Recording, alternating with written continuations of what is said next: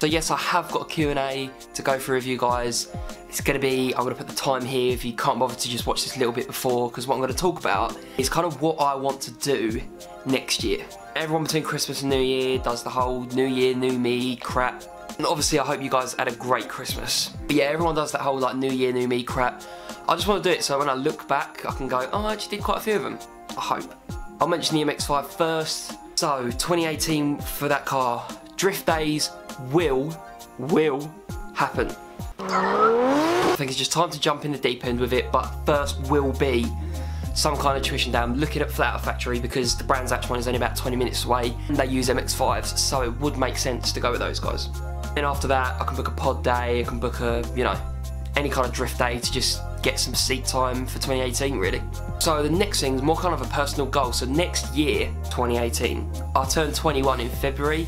And I've always said to myself for turning 21 that I'll do like some crazy stuff for that year. Everyone knows how expensive they are. I do want to be doing the supercar days, the plane ride, the skydive, the, you know, extreme stuff that crazy people do.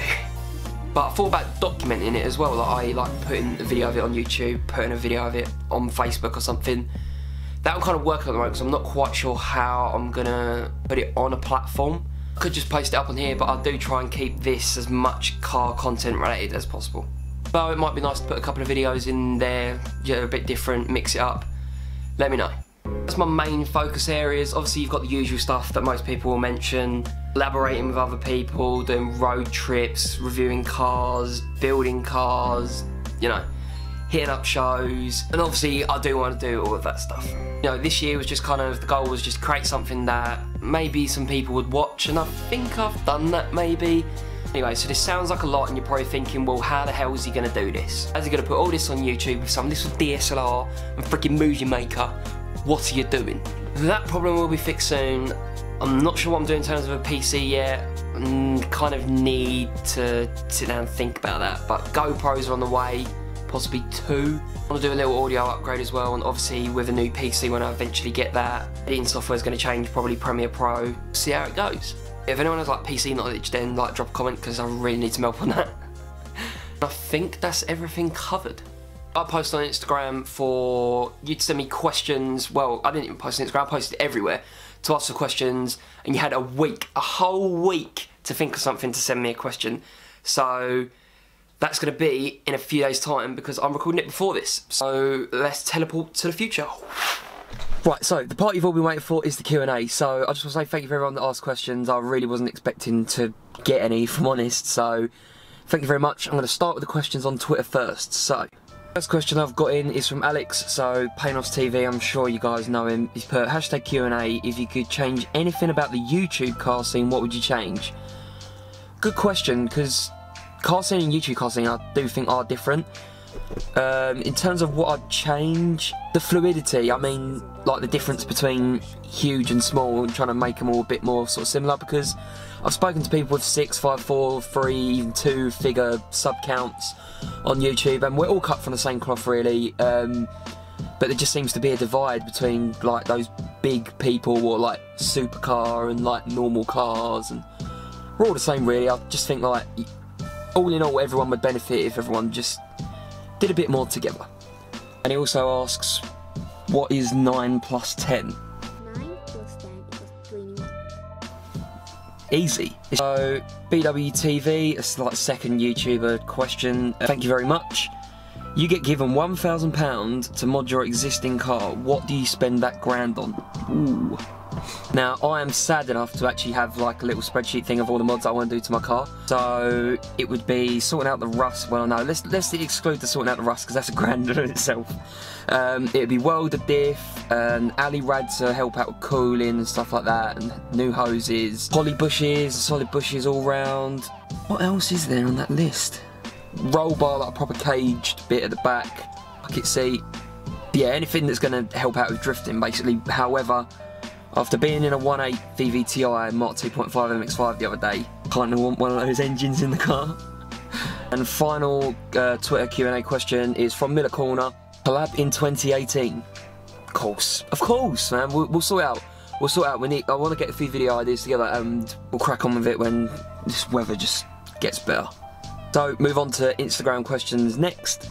First one in, actually first 1, 2, 3, 4, 5 questions in, you greedy bastard, is Jack Catalyst UK. So question number 1, why are airplane windows frosty? I think that's because there's like a little hole in between the 2 windows. It lets like the moisture and balances the pressure out in a plane.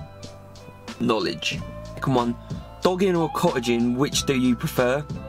Neither. Is the earth flat? No. No.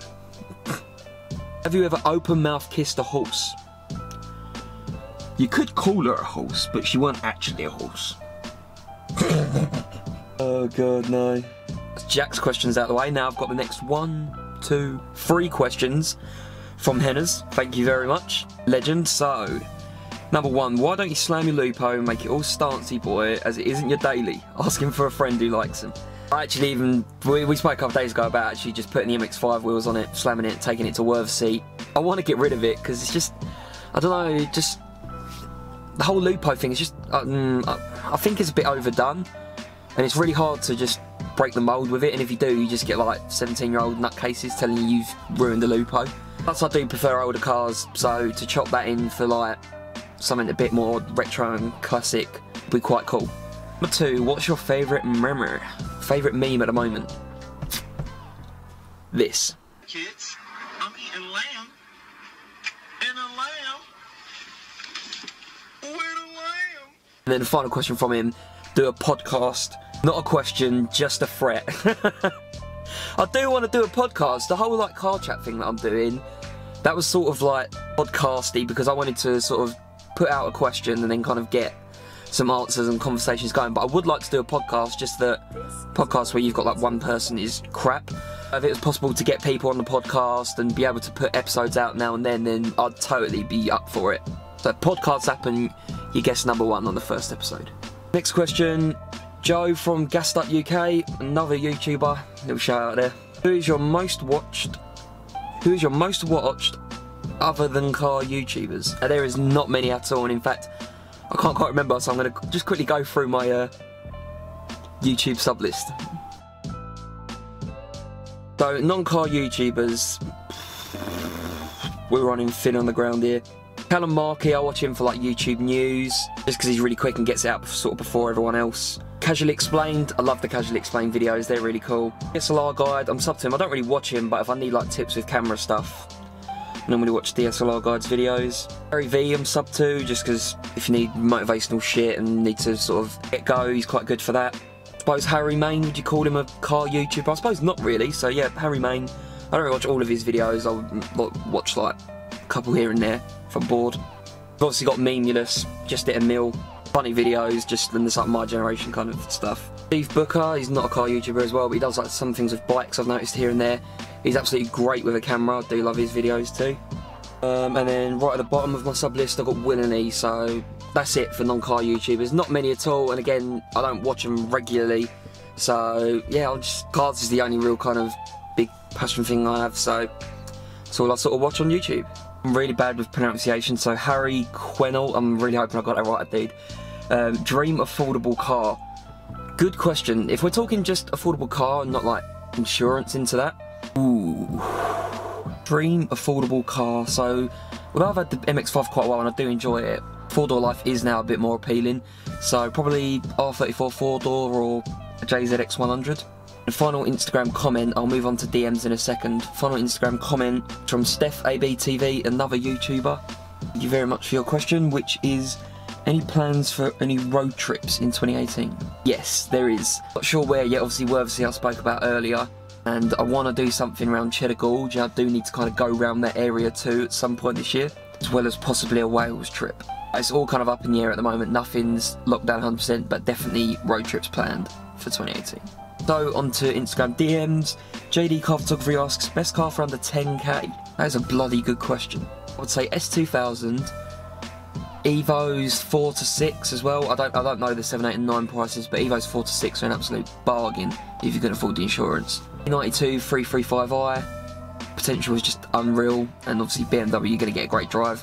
E39 M5, another car I think that's pretty underrated. They're going to shoot up in value soon, so grab one while you can. And if, just if, you can find the 996 911 around that 10 grand mark, great buy. Personally for me, I'd be getting that 4-door R34 or the Chaser. Bryers45 asks, where's the Lupo gone? Good question. Basically at my dad's house. I've still got it, and again, I do want to get rid of it, but buy a Lupo. Yilky Bill asks, would you fight 1 elephant-sized duck or 10 duck-sized elephants? I think an elephant-sized duck would scare the shit out of me, but you could just throw bread somewhere and get it distracted really easily. 10 elephant-sized ducks. They'd be pretty strong, elephant-sized ducks. So I'm gonna go with the one elephant-sized duck, because I will distract it with bread.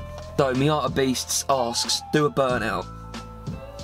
My brakes are awful, so actually holding the car back would be a bit odd, but since you asked nicely.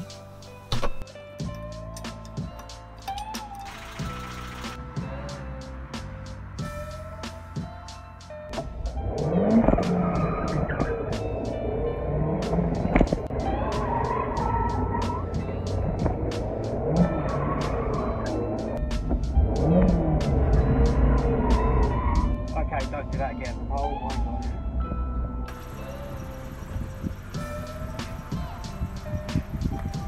I really hope I didn't miss any questions there. If I did, shout at me in the comment section, because I was trying to keep on top of them all. Thank you very much to anyone that asked.